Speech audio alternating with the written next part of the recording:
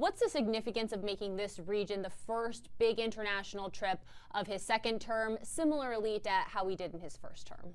It seems to me that President Trump wants to score wins. That is his nature, after all. And by feeling out these three Arabian countries that he's going to, Saudi Arabia, Qatar, and the United Arab Emirates, he must have gotten great feedback that, yes, they'd like to invest in the United States. Yes, they'd like to tighten the relationship, maybe even a defense cooperation agreement where the U.S. might guarantee their safety. This is something that those Arab countries are interested in. And of course, it's noteworthy that the president decided not to visit Israel. He's known as a friend of Israel, but it's unusual for a U.S. president to go to the region and skip Israel. On the other hand, he's obviously very involved. After all, we look at Monday's release of a dual citizen, the Israeli-American Edan Alexander, and the White House is very proud of its role in that. Why do you think Israel was left off of this itinerary? Because of the notion that the president wants to score wins, right? And the three, frankly, wealthy Arabian countries can invest a lot of money in the U.S. Investment deals are expected to be signed. Those Arab countries buying things from the U.S., investing in the United States. I think we're going to be hearing claims that tens of thousands, maybe hundreds of thousands of jobs will be created in the U.S. Frankly, Israel is not so big, doesn't have that much in the way of investments, already a tight defense relationship with the United States. And Israel's, of course, caught up in the Gaza war, where you couldn't be sure if you visited that it would look like a winning week. This way, Donald Trump is almost sure to have 4 good days. What message does this send to both the Arab countries and to Israel that Donald Trump is not stopping in Israel on this trip?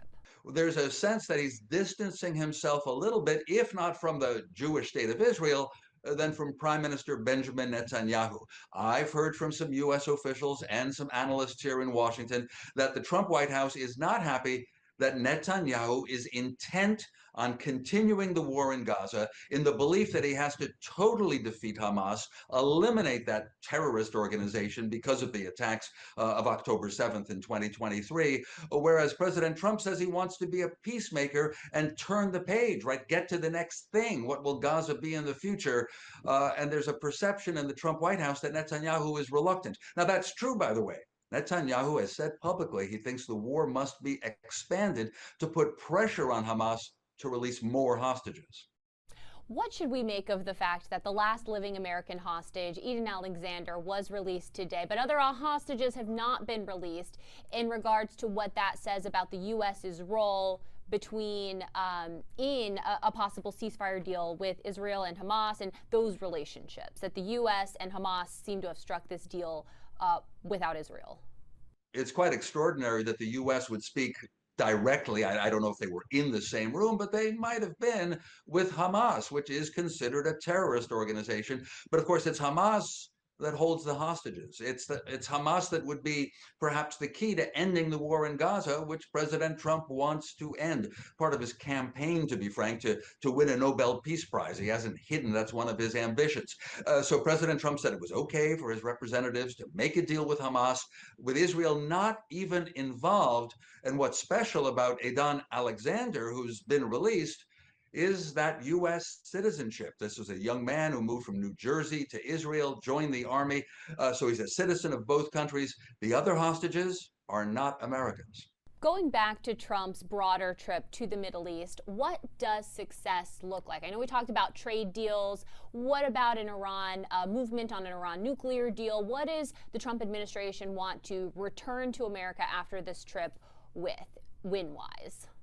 When an American president goes to the Arab world, almost always he has wanted to have the kind of defense relationship where the U.S. feels there are allies there. Qatar, for instance, a very small country that President Trump will be visiting on Thursday, plays host to the largest U.S. military base in the Middle East, with more than 8,000 Americans there. Qatar also has good relations with Iran, and so it's kind of in the middle, and you can see why President Trump would think that's a useful country. I'd even take a gift from Qatar of a 747 jumbo jet, which apparently is going to happen, and President Trump wants to. So there's so many ways to tighten the relationship for the U.S. to feel that it has firm friends in the Arab world, frankly, the richest countries, Saudi Arabia, United Arab Emirates, and Qatar.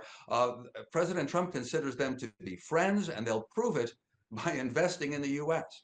What do you make of Trump saying he'll accept this luxury jet from Qatar?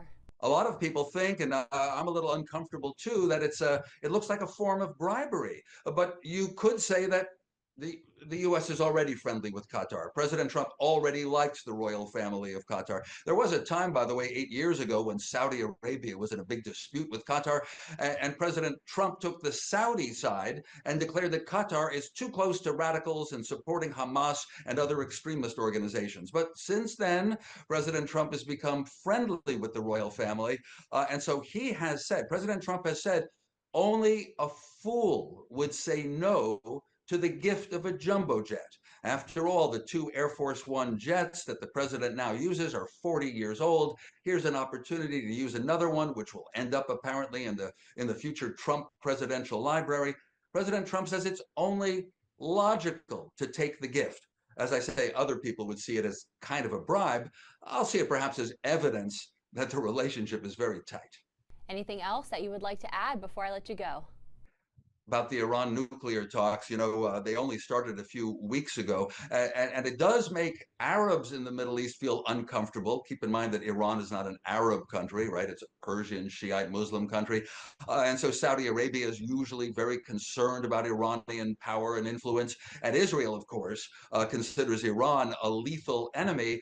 And so here's President Trump. Again, he took Prime Minister Netanyahu by surprise, announcing that the U.S. would start nuclear talks with Iran. There's a lot of discomfort there. I think President Trump will have an opportunity to explain to the three wealthy Arab countries that if he can strike a deal with Iran that prevents Iran getting a nuclear bomb, that's got to be good for everybody.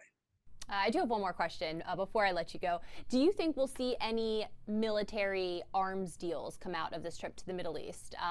I believe Saudi Arabia would like to have some U.S.-made fighter jets. I'm sure everybody involved would like some U.S. weaponry. What do we expect on that front? It's quite routine that the way to extend friendship to a country in the Middle East, this includes Israel in general, is to have an arms sale, which the president would make the deal, and then Congress would have to approve. And probably, of course, with the Congress controlled by the Republicans, there won't be a problem. And President Trump wants to sell U.S. aircraft, other defense or military systems. The Saudis want to buy, but the Saudis also want a defense agreement that says that the U.S. would rush to their aid if Saudi Arabia were threatened.